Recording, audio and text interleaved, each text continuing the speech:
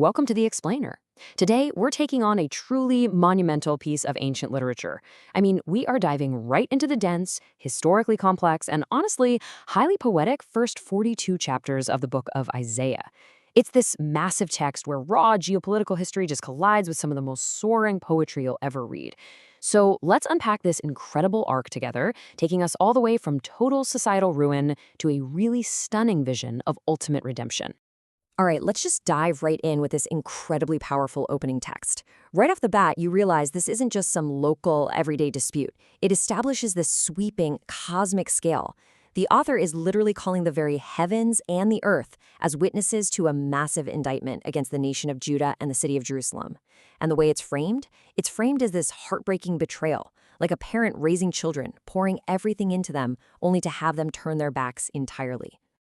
Part 1. The Vision of Rebellion, a Society Fractured. So the text really doesn't hold back here. To illustrate a society that's just plagued by systemic failure and deep moral corruption, it uses this super vivid, honestly kind of disturbing metaphor. It describes the nation as a diseased, beaten body, only wounds and welts and open sores, unbandaged and unsoothed. By taking this abstract concept of societal injustice and making it incredibly visceral, it shows us a nation suffering from severe, totally self-inflicted decay. Part 2. Rituals versus True Justice, the Core Indictment. Now, you might think the main issue here is, a failing economy or bad foreign policy, right? But no, the text zeroes right in on the deep hypocrisy of their religious practices. On the one hand, you have this multitude of sacrifices and endless festivals, which the text actually calls a detestable burden. And why is that? Well, because the actual requirement, the real point, is to seek justice and encourage the oppressed. The text vehemently rejects these hollow, bloody rituals when the very hands performing them are covered in the blood of the vulnerable. Part 3. The Great Assyrian Threat, Instruments of Wrath. Okay, so the text shifts pretty rapidly here to the terrifying geopolitical reality of the 8th century BCE. We're talking about the Syrian Empire. Assyria is explicitly framed in the text as the rod of anger, a brutal, invading army acting as a literal instrument of divine judgment against Judah. But, and this is a big but, the author doesn't let Assyria off the hook either.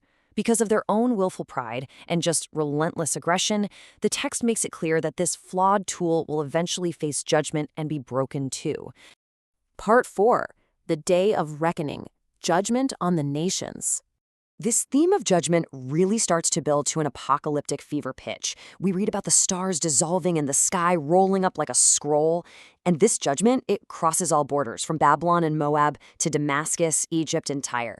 The text systematically outlines these oracles of doom for each of them, which really goes to show the massive, cross-border geopolitical scope we're dealing with here. Basically, no one, regardless of how much wealth or military might they have, escapes this sweeping divine accountability. Part 5. The historical bridge, the Hezekiah narrative. So, stepping out of the soaring poetry for just a moment, the text actually anchors all these massive theological claims in real-world events that span generations. It starts with the death of King Uzziah, moves through Ahaz, and then really climaxes during the reign of King Hezekiah. This is exactly when that looming Assyrian threat we talked about finally arrives right at the gates. King Sennacherib lays this terrifying mocking siege to Jerusalem, literally taunting the people that their God simply cannot save them. And yet, we see this completely astounding turn of events. 185,000. According to the text, that is the staggering number of Assyrian soldiers struck down in their camp in a single night. It's just massive. Because of this, Sennacherib is forced to completely abandon the siege and withdraw to Nineveh. Against all odds, Jerusalem is miraculously saved. But right on the heels of this monumental victory, the text pivots to a deeply personal crisis. King Hezekiah becomes terminally ill. He weeps bitterly, facing the wall, desperately praying for his life. And the text records that exactly 15 years were added to his life as a result of that plea, complete with this miraculous sign of a shadow actually moving backward. It's a really incredible moment. However, those extra 15 years contain a pretty fatal error. When envoys from an emerging power called Babylon come to visit, Hezekiah makes what seems like a boastful political move. He shows them absolutely everything, all the silver, the gold, the entire armory of his kingdom. The text portrays this as the critical mistake that inevitably sets up catastrophic ruin. It leads to the prophecy that one day all of those treasures and even his own descendants will be carried right off in the Babylonian exile.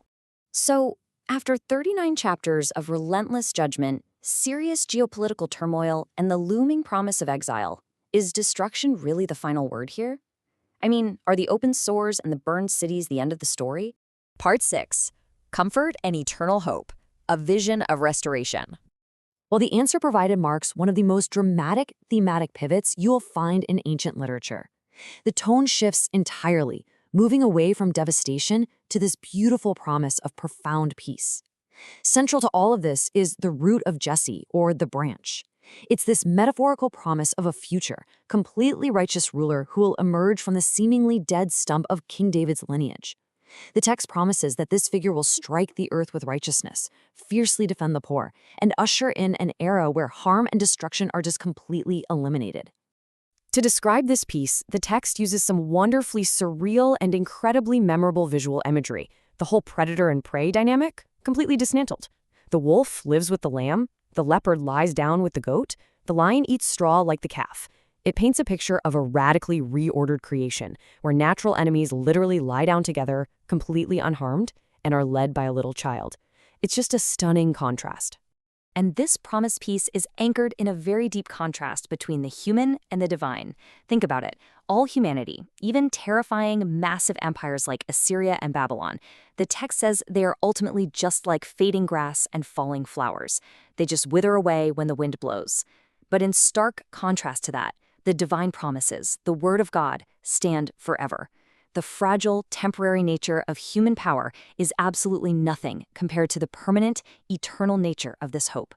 As we reach chapter 42, the text outlines the ultimate resolution through the mission of a chosen servant. And this mission is profound, to say the least.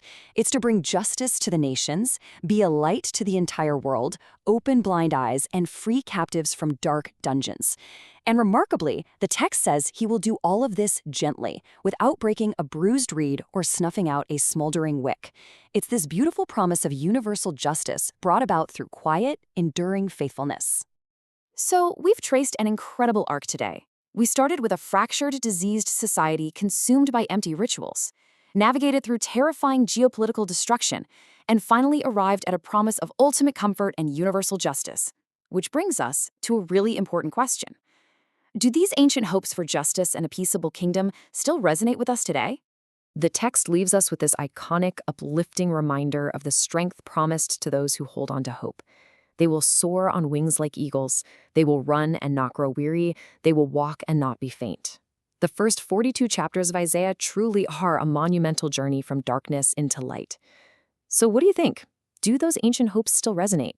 We really hope this explainer leaves you curious to explore that question and this remarkable text for yourself.